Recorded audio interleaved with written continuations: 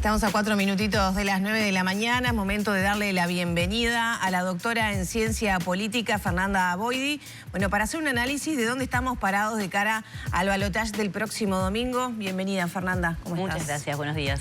Un gusto recibirte. Bueno, si tuvieras que caracterizar el momento actual, ¿no?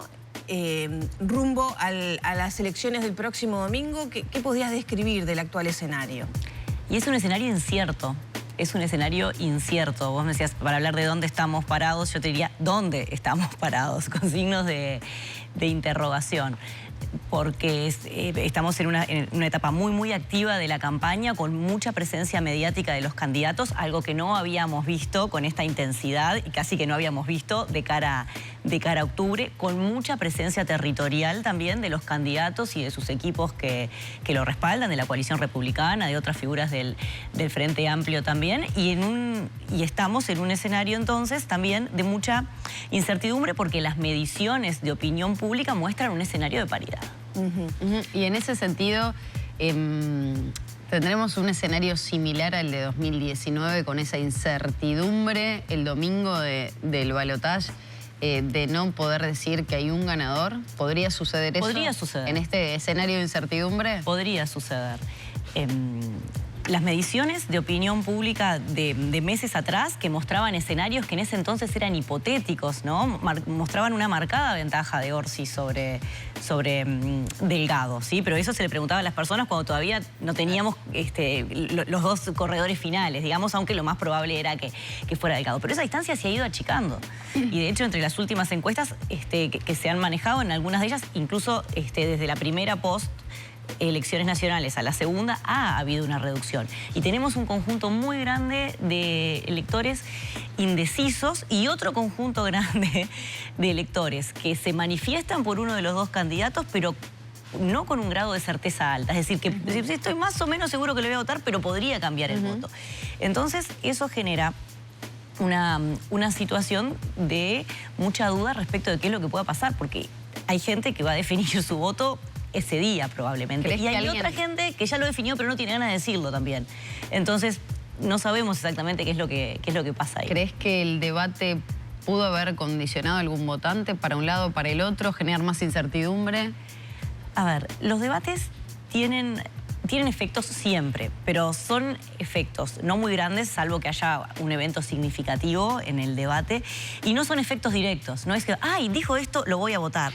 Los debates tienden a activar la militancia. Entonces, estamos hablando hoy del debate. Fue un acontecimiento que sucedió el domingo, pero se dio en simultáneo a activismo en redes sociales, tanto de quienes apoyaban a Delgado como quienes apoyaban a Orsi, atención mediática de frases o cuestiones o temas que saltaron en el debate. Entonces, eso, por un lado, trae atención hacia uno y otro de los candidatos. Entonces, les da la oportunidad de mantener visibilidad en los medios. Por otro lado, activa la militancia. Sí, mirá qué bien que estuvo. Porque lo que tiende a hacer el debate es como reforzar las ideas previas. Los que estaban a priori inclinados a votar a Orsi y los que tenían la camiseta puesta de Orsi te van a decir qué bien que estuvo Orsi. Los que estaban a priori inclinados a votar a Delgado, o los que tenían la camiseta puesta, qué bien, ¿no? Lo goleó. Pero al votante indeciso, bueno, hemos hablado en alguna otra oportunidad. Vos tenés indecisos o apáticos de distintas características. Hay unos que están muy interesados en la política, que están muy involucrados, que son un subconjunto pequeño de los indecisos. Para esos puede haber sido determinante el debate, ¿sí? Ahora, este debate, tal cual fue y no otro debate, ¿pudo haber tenido ese rol o quedó ahí como una cosa media que quizá no inclinó la balanza? También está un poco la construcción que se hace y la percepción de quién fue el ganador. No sé qué influencia tiene eso. Sí, siempre hay algún efecto que se dice de subirse al carro del ganador, ¿no? De algunos ciudadanos que deciden votar aquel que va ganando en las encuestas o al que les parece que tiene un mejor desempeño. Hubo algunos ejercicios de evaluar el desempeño del debate. Para algunos analistas fue parejo, para otros hubo un desempeño mejor de Delgado. aunque no de modo abrumador. Depende un poco de en qué basás esa evaluación, si en cómo se posicionaron, si en la comunicación no verbal, si en las medidas que presentaron, si en la ausencia absoluta de reconocimiento del otro, ¿no? Había Sí, estoy mirando personas en la que diaria, la Oficina de Percepción Ciudadana, en el análisis que hizo, el 42% piensa que el debate lo ganó Orsi. Por eso hay como muchas miradas sobre, el observador sobre este debate que no fue muy estridente, ¿no? Hizo un relevamiento de expertos. Yo participé de eso. Para una mayoría había habido un empate, otros nos inclinábamos levemente a favor de Delgado en cuanto entendíamos que en las 5 o 6 dimensiones que se pedían medir había tenido un mejor discursivo, lenguaje no verbal, medidas, interacción, ¿no? Exacto. Delgado mostró un poco más de, a mi juicio, un poco más de cancha. Se lo veía como más distendido, sobre todo al inicio del debate, y apeló un poquito más, no en gran medida, pero un poquito más a la interacción, cosa que Orsi no. Es como si alguien decía, bueno, si había una mampara de por medio, es como si no hubiesen interactuado. Fernanda, ¿y en cuánto incide lo que está ocurriendo por estos días? Vos decías, la aparición mediática, anuncios que se hacen. Pienso, por ejemplo, mucho se ha hablado del tema ajustar impuestos o no, crear impuestos o no. Orsi lo dijo tajantemente, no voy a subir impuestos.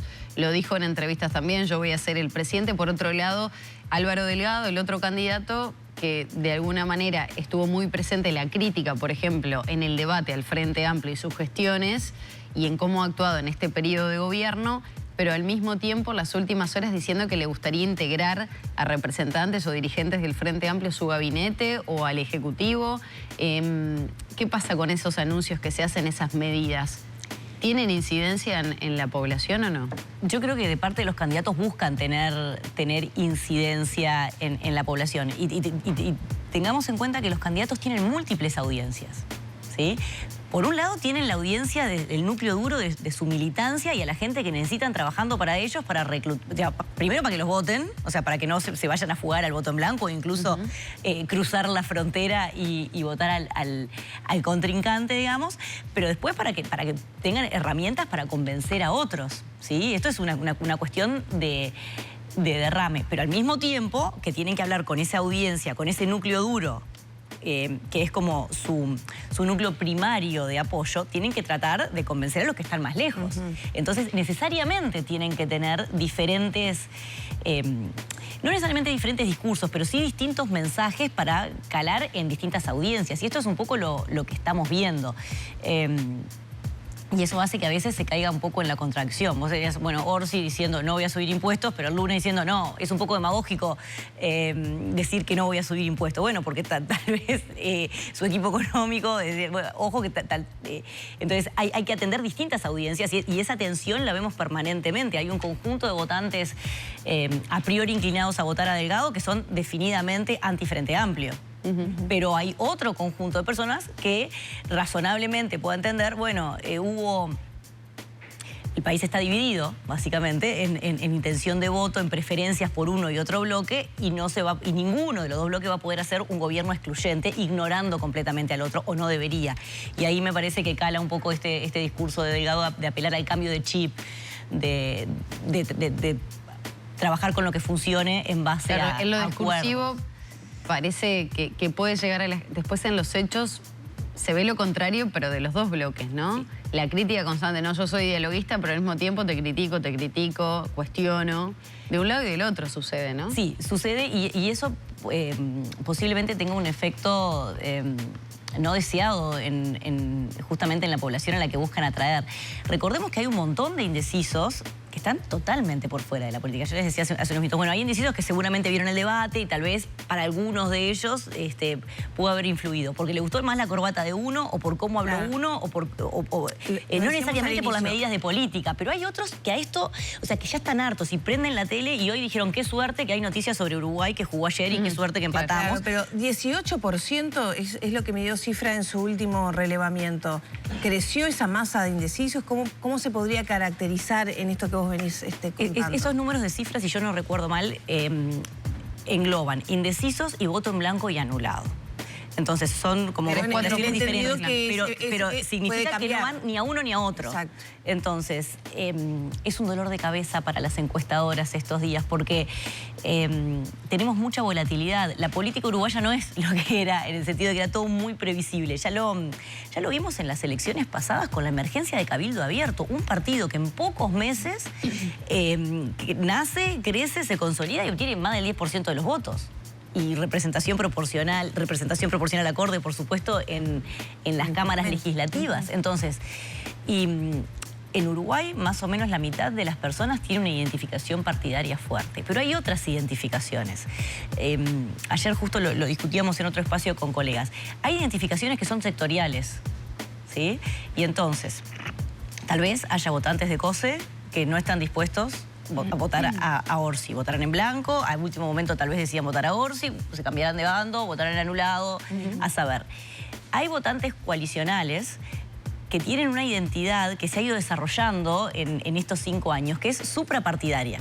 Es decir, son blancos o son colorados, o son cabildantes, son independientes, pero que se reconocen, además de blancos, colorados, independientes, cabildantes, con una afinidad coalicionista que ayudó mucho a la retención de Delgado. Discutíamos muchísimo en el post 27 de octubre cuántos de los votos de la coalición va a retener Delgado, dado que la calle no retuvo una proporción importante de esos. De todos modos logró, por supuesto, obtener la presidencia. Pero la tasa de retención de Delgado ha sido muy alta, porque estamos hablando de nuevas identidades. Claro. Y después hay un montón de gente que no tiene identidades. Y esos pueden haber votado a Delgado y pasarán a Orsi, lo que pasó con los que votaron a Salle, qué pasó con los que... Entonces, hay mucha incertidumbre. Y hay ciudadanos para los que las barreras son infranqueables. O sea, obvio que no voy a votar al gobierno o no voy a votar oposición. Y hay otros para los que todo es lo mismo y entonces votarán en blanco, votarán anulado o tirarán una moneda y verán qué hacen. Y hay otros que... nada, no saben cuál es la diferencia entre unos y otros. Y eso es una proporción creciente. Decir que incide, por ejemplo, y pienso en la cuestión más reciente, Carolina H. Valle, colorada, señalando que por todo lo que ha ocurrido, el escándalo respecto al pasaporte Marcet, lo que le tocó vivir en Torre Ejecutiva, esa causa que sigue a nivel de la justicia, se está investigando por parte de Fiscalía y no va a haber resultados a corto plazo, no va a votar a Álvaro Delgado porque sabe de alguna manera lo que es y sobre todo su entorno vinculado a Roberto Lafluf. ¿Eso tiene incidencia también en los votantes? ¿O no entienden nada, están por fuera, no les interesa? Y pienso también en el pasaje de otros dirigentes que han expresado su apoyo a Orsi. Eso, digamos... son eventos mediáticos que llegan a las personas que siguen los medios y siguen las noticias. Las personas que siguen los medios y las noticias ya sabían del episodio de Carolina H. y demás, porque son los electores informados, que no son un contingente grande. Cuando hay cambios de dirigentes, a veces sí, digamos, ¿qué sucede? Todos estos dirigentes que se han cambiado son dirigentes... locales o dirigentes con muy poco apoyo electoral propio. El asunto es que acá todos los votos cuentan, ¿sí? Todos los votos de estos dirigentes o todos los apoyos de estos dirigentes van a pasar a Orsi. Seguramente no, siempre se ha pagado peaje y además dirigentes locales obtuvieron caudales electorales propios, pero también de las candidaturas presidenciales a las que apoyaban. Entonces, es muy difícil estimar ese impacto. A mí me parece una estrategia razonable de traer todo lo que se pueda porque todo voto suma, pero no es... matemático y además no es sin pagar peaje, porque además empiezan los cuestionamientos. Bueno, ¿y esta gente por qué se va? ¿Se va porque le ofrecieron un cargo? ¿Se va porque dónde está el convencimiento? ¿Puede haber habido una desilusión? Entonces es muy difícil estimar eso. Y esos movimientos a nivel local se dan también en distintos sentidos y posiblemente se cancelen. Entonces, el problema que tenemos los analistas es que no tenemos data empírica para analizar el impacto de esto. ¿Cómo tendríamos que hacer? Bueno, saber qué pasó, tendríamos que tener un panel, ¿no? Entonces, bueno, todos los votantes de Carolina H. En la interna, porque ella después no se presentó luego con lista propia. ¿Qué van a hacer? ¿O qué impacto tiene? ¿O tendríamos que estar todo el tiempo con un tracking de medios? De, bueno, usted vio la noticia, ¿qué pasó? ¿Qué pensaba votar antes? ¿Qué pasó? Y de esa información no disponemos. Entonces, lo que estamos haciendo es interpretar como analistas en función de lo que sabemos de las experiencias comparadas, de los estudios internacionales, pero hay una incapacidad de poder predecir basado en evidencia respecto al impacto de estas cuestiones, que lo tenemos que asumir también para ser honestos intelectualmente. Fernanda, ¿y por qué estimás que viene creciendo la masa esta de indecisos en esto que veníamos conversando antes, de que ese 18% no son solamente indecisos, sino personas que quizás ya tienen decidido votar en blanco o anulado? ¿Hay mensajes de estos dos bloques que no permean a cierto sector de la población, que están descreídos de cualquier línea política? ¿Por dónde viene eso? Yo creo que, como en todo fenómeno social o político, en este caso, hay múltiples explicaciones. Hay ciudadanos que están desenganchados de la política. No importa lo que hagas, votan porque es obligatorio y no tienen otra. Si el voto fuera voluntario, no estaríamos ni siquiera hablando de ellos porque estarían fuera de todas las estimaciones. Sucede también que tenemos una elección con candidatos que no son líderes carismáticos en sus partidos, que no tienen como ese encanto adicional que logró despertar la calle en la elección pasada. Bueno, Mujica, Tabaré Vázquez. Entonces es más difícil enganchar con la seducción simplemente de la personalidad en este caso. Y ambos lo han reconocido. La gente se interesa cada vez menos en la política. Entonces eso también... ¿Eso pasa a nivel internacional? Pasa también a nivel internacional. Pasa a nivel el juego de las emociones que usó Trump, ¿no? Que en definitiva los analistas internacionales terminan señalando que el miedo, la felicidad, el bolsillo terminan siendo como situaciones que impactan más en la población y terminan definiendo votos por ese lado. Sí. Los modelos económicos son los que ayudan con mayor facilidad a poder determinar estas cosas. Es bueno, muchos dicen la gente vota con el bolsillo y eso se vuelve una especie de plebiscito sobre el gobierno, ¿no? La evaluación de, ok, está bien, que es un poco lo que ha apelado Delgado, pero también Orsi cuando habla del cambio seguro, ¿no? Delgado dice, bueno, seguimos por este lado, ¿no? Primero el segundo piso de las transformaciones, luego continuar por este buen camino, ¿no? Un país en marcha, ¿no? Como asumir esta idea de que ¿qué vendo? Bueno, vendo. Si estás más o menos conforme con cómo están las cosas hoy, votame a mí. Lo que dice Orsi es, si querés un cambio respecto de cómo están las cosas hoy, votame a mí. Ahora, en esa línea, pensando en la incidencia, ¿no? Recién hablabas el impacto que tuvo la calle Pou en la población, los niveles de aprobación que viene manteniendo. Prácticamente la mitad de los encuestados señala que está de acuerdo con cómo se ha gestionado el país. Y pienso en cómo termina irrumpiendo de alguna manera en esas recorridas por el interior, dejando de lado actividades internacionales en Brasil, por ejemplo, con inauguraciones que entendía pertinente estar en lo nacional. Se vio el almuerzo con Álvaro Delgado los días previos a la elección de octubre. Carolina Cose, candidata a la vicepresidencia del Frente Amplio, que lo señala diciendo qué lástima que un presidente de nuestro país juegue ahí en la cornisa, ¿no? Camina en la cornisa. ¿Hay una incidencia del presidente de la República en esta campaña y sobre todo tiene impacto en el votante verlo? Es posible que lo tenga porque Delgado se presenta razonablemente como la continuidad del gobierno del Partido Nacional en coalición y busca capitalizar ese apoyo. O sea, tiene mucho sentido que busque de algún modo apropiarse del derrame de popularidad y de buena aprobación del presidente de la calle. Es legítimo en tanto ese candidato del mismo, digamos, ese candidato del mismo partido, como no es lo más parecido a una reelección que se le puede ofrecer al ciudadano, ¿no? Como Uruguay no tiene reelección consecutiva, bueno, el candidato cercano, el candidato del presidente es el que te ofrece la garantía de continuidad, o al menos eso es lo que se pretende proyectar. Sobre la calle actuando en la cornisa, él, digamos, está bien, en campaña siempre el ojo es un poco más fino, pero su participación en eventos de todo tipo y porte ha sido una constante a lo largo de la presidencia. Sobre todo en las consultas de los medios, ¿no? Cuando a veces dice no puedo hablar, pero... Sí.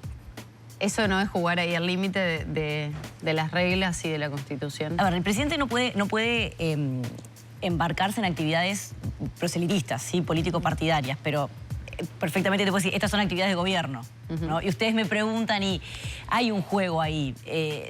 Siempre ha existido ese juego. Tal vez sea más visible en este caso por el estilo comunicacional de la calle Pou. pero siempre ese respaldo, digamos, del presidente a sus candidatos siempre ha estado. Me parece que es más evidente en este caso porque estamos mucho más acostumbrados a verlo a la calle en todo tipo de actividades. ¿El domingo entonces nos vamos a ir a dormir sin tener un ganador? Ese es un escenario posible. Ese es un escenario posible. Las encuestas, faltan las últimas, ¿no? Las de estos días, pero muestran escenarios de paridad. Hemos visto también que las encuestas han tenido algunos sesgos sistemáticos en las estimaciones, entonces puede haber sorpresas, esos 2, 3, 4 puntos de distancia entre unos y otros, dependiendo de cuál es la encuesta que mires, puede tener adentro algunos sesgos. Puede haber subrepresentaciones, por ejemplo. Bueno, el Partido Nacional fue subrepresentado por todas las mediciones de cara a octubre. La pregunta es, bueno, ¿se ajustaron esos ponderadores, se ajustaron esas estimaciones para los datos que se muestran ahora o no? Entonces hay un velo de dudas sobre qué pueda pasar con la estimación. Al margen de los cambios que estamos viendo en el electorado, ¿no? Esos trasvases, esa cantidad de indecisos, ¿qué va a pasar finalmente con todos los que hoy te dicen que van a votar en blanco y anulado? ¿Va a ser así? O al final del día van a optar por uno u otro. Entonces, ¿y por quién van a optar? Es esperable que veamos mensajes como dirigidos a esos públicos que se estiman que conforman ese caudal de votos indecisos. Sí, micro-targets, ¿no? Comunicaciones súper específicas para audiencias mínimas, y eso es lo que está haciendo, las dos campañas están haciendo, ¿no? Rastrillando el territorio y rastrillando los medios también, todos los medios, ¿no? Entonces va a ser muy intenso hasta el jueves, que a medianoche empieza la veda. Y queda esperar. Ya tuvimos una elección, ya hemos tenido muchas elecciones parejas, ¿no? Pero yo creo que podría suceder que no tengamos resultados confirmados hasta altas horas. Bien. Amanda, muchas gracias. Nos vemos el domingo. Nos vemos el domingo, con todo gusto.